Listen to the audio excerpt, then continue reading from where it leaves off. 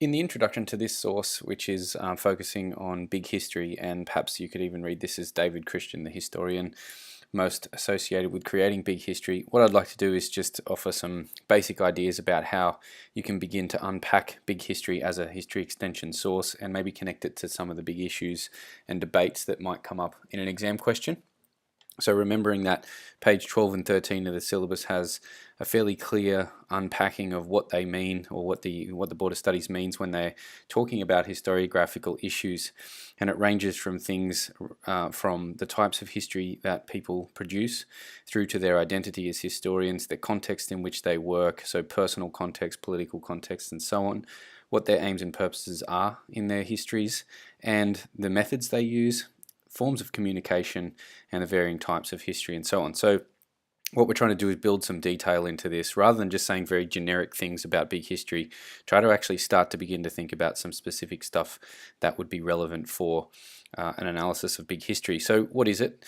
Firstly, I think it's pretty easy to identify some of the fundamental ideas relating to it. It's a new approach to what we call universal history, which is histories that attempt to place the human story in the widest possible context. There have been many different versions of this. Many people talk of things like even religious texts as an attempt to kind of create a universal history, or some religious texts, so the Bible and so on. They try to, to some degree, tell the story of humanity and where it fits into the world. David Christian's trying to do this, but as we'll see, he's trying to do it in a way that he kind of argues is a modern scientific kind of approach rather than a religious approach. So it's an interesting example of that. It also focuses on interdisciplinarity. So history is a big part of big history, but it's not just history that he's using as a discipline to build this universal history. He's actually arguing, and this is an important part of it, that history needs to sit along things like biology, physics, anthropology, and other academic disciplines to help us build knowledge about the world. And so in his view, history plays an important role as a network of disciplines that can help us understand the world, not just a standalone discipline. So it claims to represent what he calls a modern scientific origin story. And by origin story, he's really meaning this idea that humans can to some degree see themselves as part of a larger narrative. So we might think of origin stories typically being things like religious origin stories, say the Bible again, or the various types of mythology that were very evident in the ancient world. But he's suggesting that there's elements of origin stories that still remain relevant, or at least the idea of an origin story is still relevant. It just has to be updated and made useful for our current society, and that's his emphasis on modern, emphasis on scientific rather than religious, but still actually thinking about this idea of an origin story as relevant. Also, you'll find big history expressed in many different mediums, so books, TED Talks. David Christian did a very popular TED Talk on it, and also the Big History Project website. And I think this is interesting because it's probably evidence of how history, to some degree, is changing, in the sense that it's not just books that are being published anymore. This is David Christian weighing in on these arguments through a whole range of different mediums. So it's not just the type of history that historians produce in the 21st century, but often the same history is produced across multiple platforms, which is, I think, an important part of what's going on around us at the moment. Also, it's worth remembering that big history is a course that's taught in high schools and universities, so it's a new universal history, but it's also now become a fairly accessible course taught in schools, and it has that Big History Project website to facilitate that. To give some basic sort of idea about it, it was a course that I think in 1989 David Christian first taught it at Macquarie University, and by his own account, it was a fairly rough version of what it would look like today. So there's a lot of differences. It's been changed and evolved and adapted over time, which is one of the key elements of big history. It's not a static story where it was a theory. Say, it's not a theory that was created and has to stay the same. It's essentially evolved, which I think is an interesting part of it as well. And it's been increasingly brought to public notoriety, mainly through the involvement of Bill Gates and the expansion of the Big History Project into schools and so on. And it's created a bit of controversy that's pretty easy to find on the internet.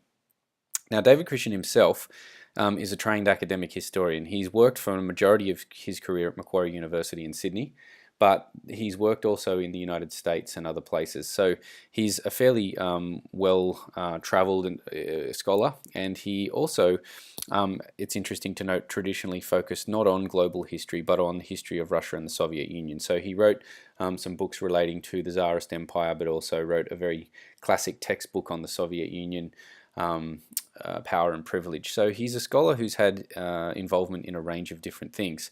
He's widely published as well, so his books on the Soviet Union are important.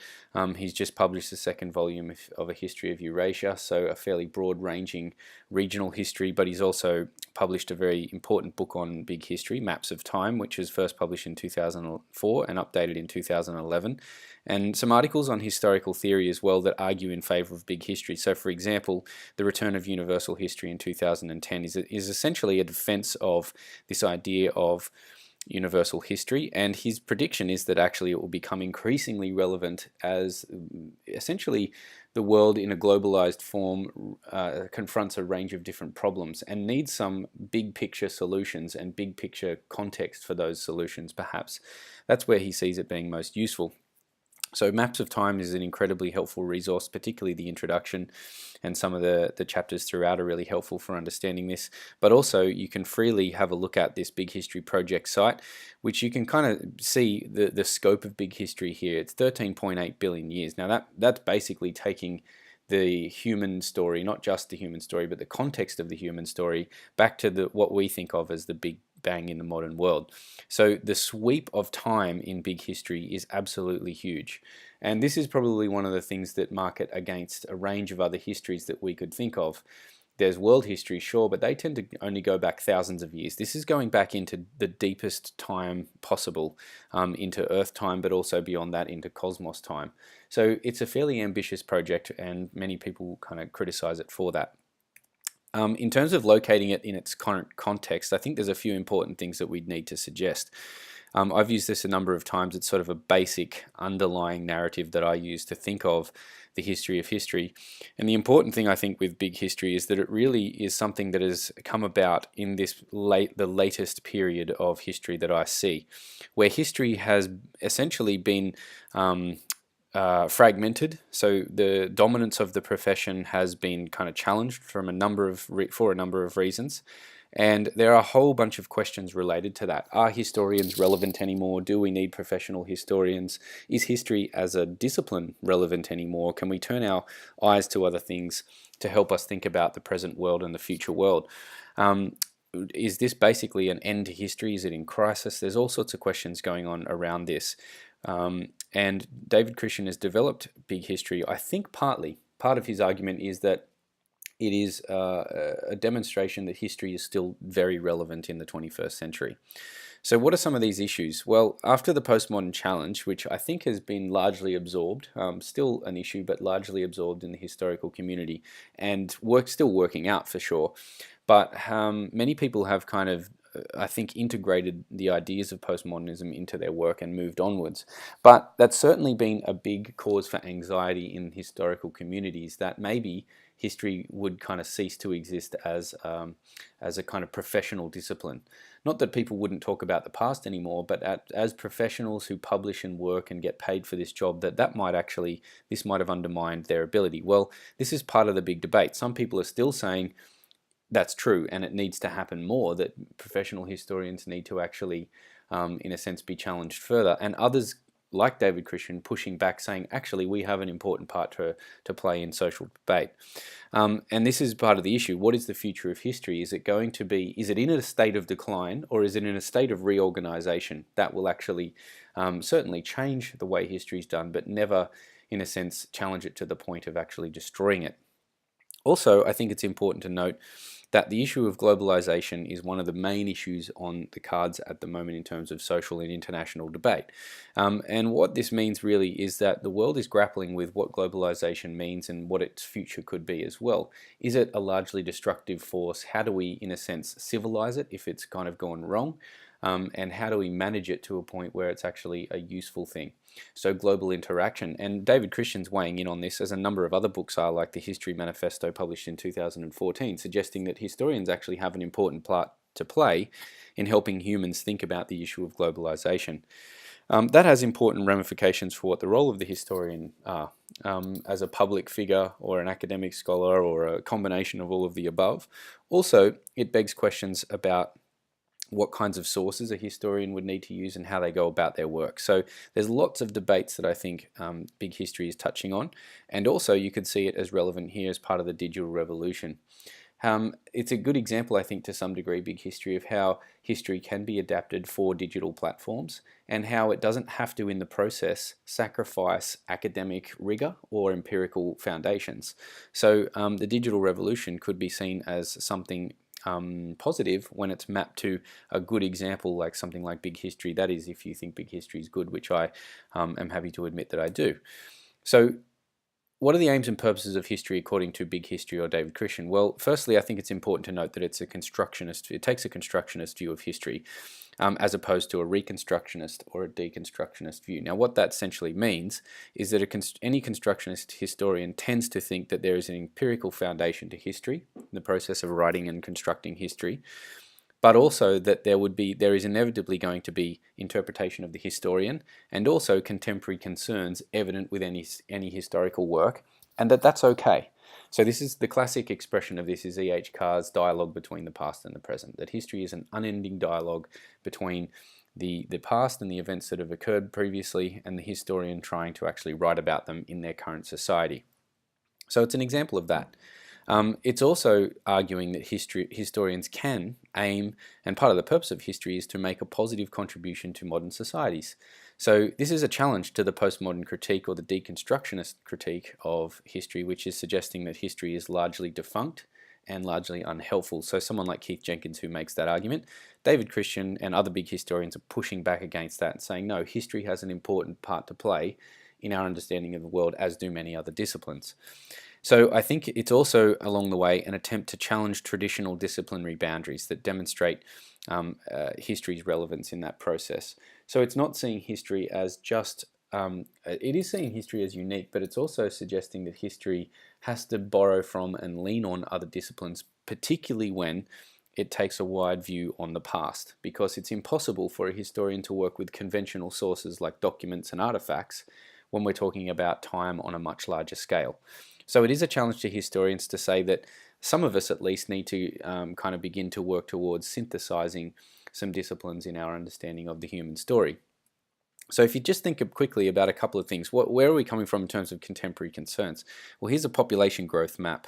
Population growth is one of the things that David Christian often talks about and some of the issues that are related to that. If you look just basically, there's sort of a rough breaking point here at about 1750, the rise of things like fossil fuels and steam engines, basically the Industrial Revolution, and you see a mass surge in populations. Now this is a contemporary concern. What does that actually mean for humanity? What does it mean for our future and so on? These are all big issues, and also just explaining how did all this come about? What is it that made this happen? Well, this is part of the aim and purpose of Big History, is to try to give some context and understanding for these big issues that might have important ramifications for the future. So this is exactly what a book like Maps of Time does, is it tries to present that longue durée, that long sense of how the story of humanity came about, so that we might better understand our present and perhaps be more well informed for issues that we face in the future. So a couple of quotes from Maps of Time to give a sense of how this works. So on page 2, David Christian says, the book itself is an attempt to assemble a coherent, not ultimately completely true, we'll see in a minute, but at least coherent and accessible account of origins. So the origins of all that we see as humans in the 21st century. So it's a modern creation myth. Interesting choice of terms here, myth. Now, does that mean that it's all untrue? No, it doesn't. It means that it's a type of story doing a particular job. And that's part of the constructionist view of history, is that it's empirically founded, but it's also highly contemporary and probably in 50 years might look radically different. Also, he says that we need, as historians or as any intellectuals, I think his call is here, to move beyond a fragmented account of reality or the world. And that is that you've got physicists talking about their issues over here, you've got archaeologists talking about their issues over there, you have chemists talking about their issues over there, and you have historians talking about their issues over here. He's saying this is too fragmented. We actually need to develop some kind of synthesis. So this is part of its aim, is to do that. How does Big History construct its history? Now this is a kind of complex issue, but it's important to emphasize the constructionist foundation of it. Okay, so the empirical basis informed and influenced by contemporary concerns. Remember, that's our working definition of constructionist history. Now, it's pretty obvious from maps of time that that's what's happening if you take a look at this quote. All knowledge systems, from modern science to those embedded in the most ancient of creation myths, can be thought of as maps of reality. So there's the metaphor, maps of time, maps of reality. They are never just true or false. So it's not just a case of judging something as true or false.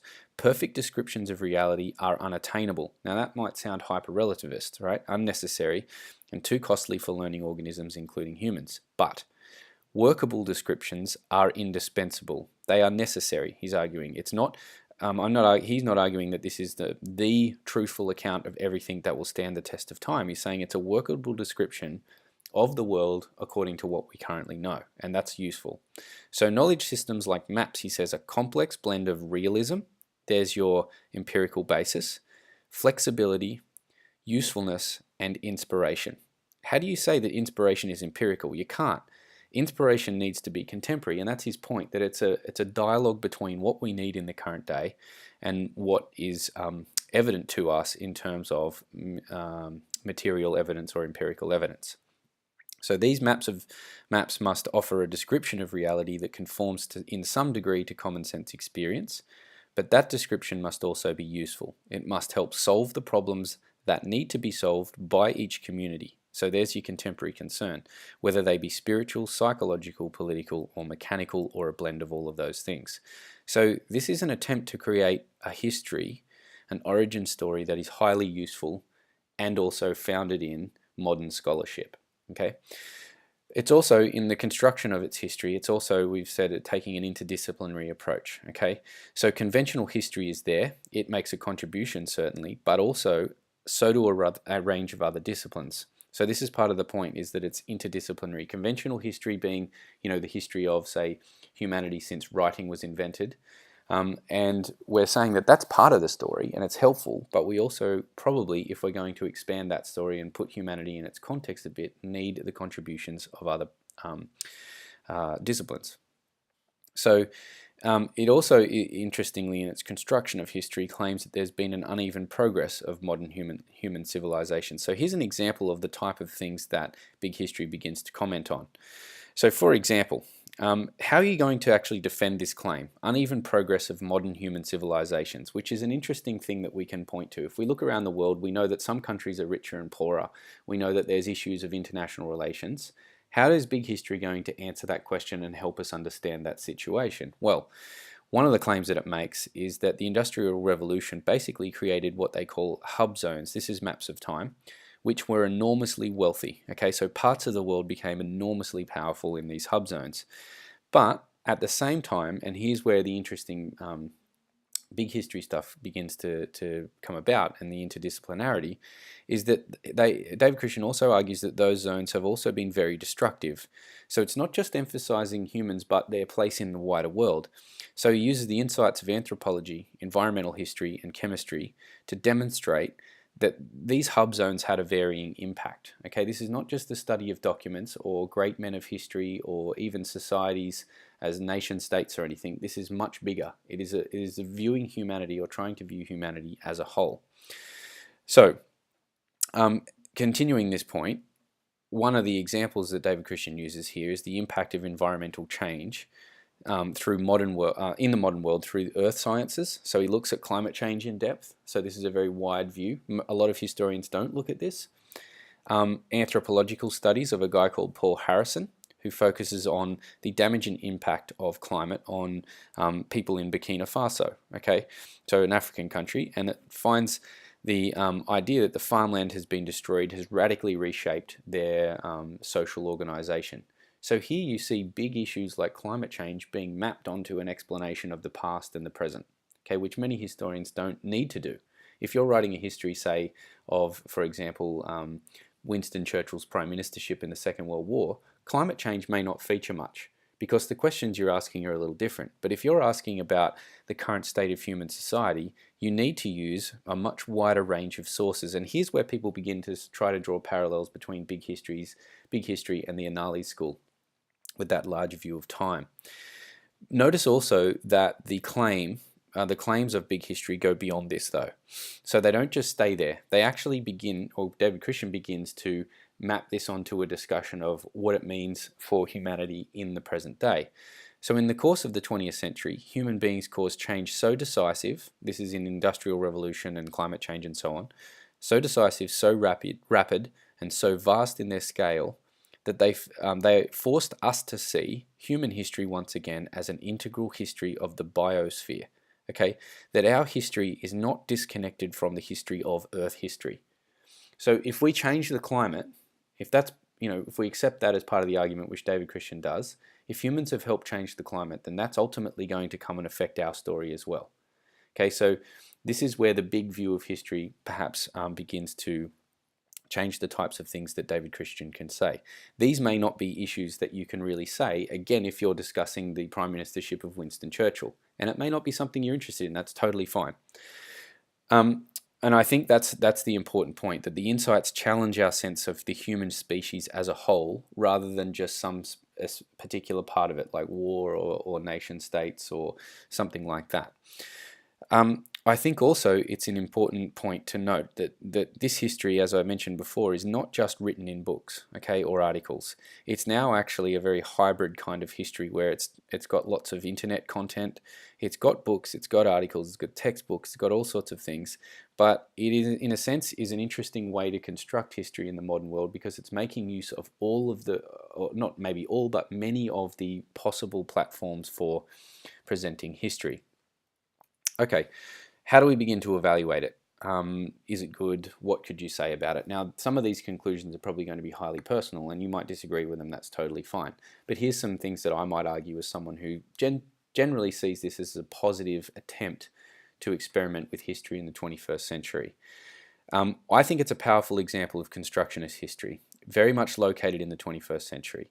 It's responsive to contemporary concerns and needs, and also mindful of a need for strong empirical foundations. Now, they're two things that I agree with. I tend to think that history should have some kind of empirical foundation. I also think that history should reflect to some degree the contemporary concerns of society, and it will. Whether you like it or not, it will reflect these contemporary debates and issues. So I think it's a powerful example of how a historian can imaginatively work with history. So I also think that it is an imaginative way to approach history. And I think there are reasonable parallels to the analysis school, which I also think is really interesting in that it pushed historians to think about the past as not just documents.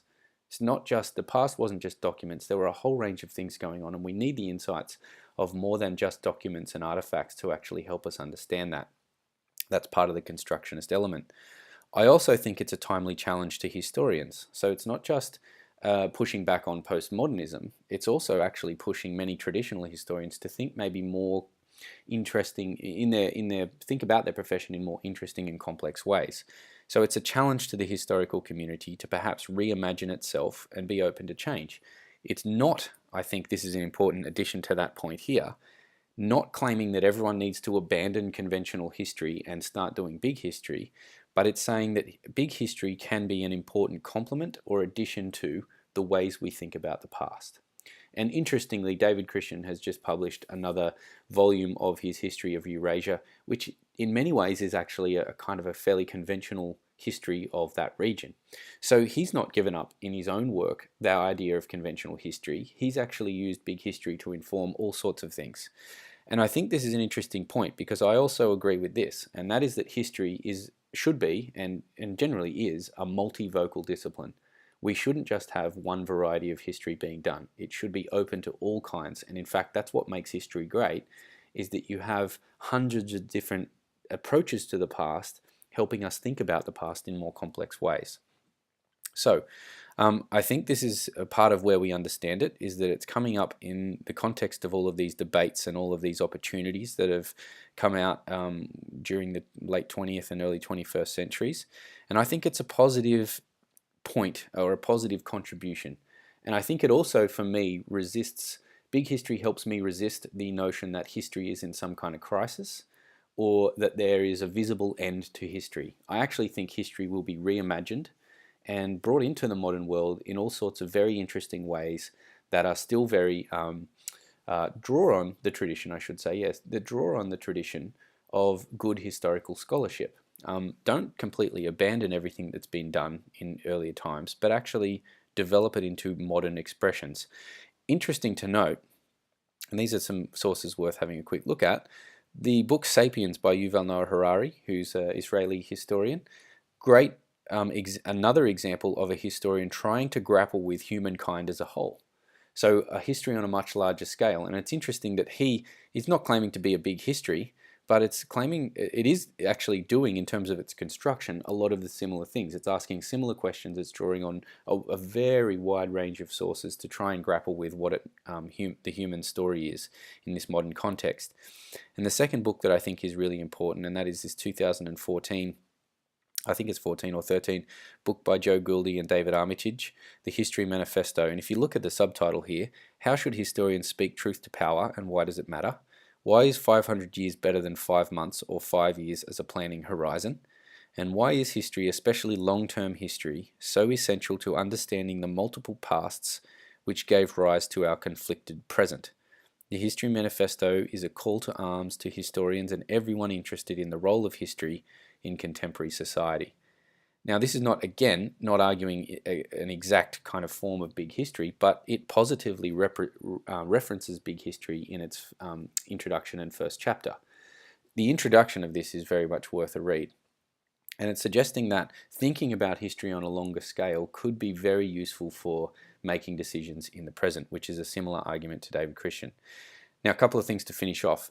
Where does this fit perhaps potentially into a history extension exam? Well, I think it's relevant to a variety of debates that could come up from the source that you're given in question 1 or from just the question itself. If the question is really grappling with how history is constructed and how it's maybe changed over time, well, I think big history challenges the conventional notion of what the boundaries of history are. What kinds of questions historians can ask, what kinds of sources they can use, what kinds of claims they can make. It's challenging that. And I think it's also challenging us to think about how historians can relate to other disciplines in more constructive ways. If the question or the source is really discussing these aims and purposes of history, then I think this is relevant to discuss and analyze how history might be able to play an important role in contemporary debates. So history can stimulate important discussion about issues. Big history can do that. It can raise new questions and it can ask us to see things in new ways. It also, perhaps potentially, I think, can provide some context for some of the big issues around us. Okay, helping us explain why we might have a population problem in some parts of the world, or helping us explain how the issue of modern capitalism has become problematic. These are all sorts of questions that big history can help weigh in on, right? So I think it can be a helpful example or some source that you could discuss if the question was on aims and purposes. Also, if the question focused on how historians work or the role of a historian, then this is a great example of a very modern constructionist view of history, how historians can contribute publicly, but also how many historians anyway, haven't given up this idea that history needs an empirical founding, which is something that basically most historians, apart from the most radical postmodernists, would claim. So it's an interesting suggestion of how that works, but as an addition, big history is claiming an interesting approach to this, that it's not just documents and artifacts, but all sorts of other empirical evidence that can be useful in understanding our past.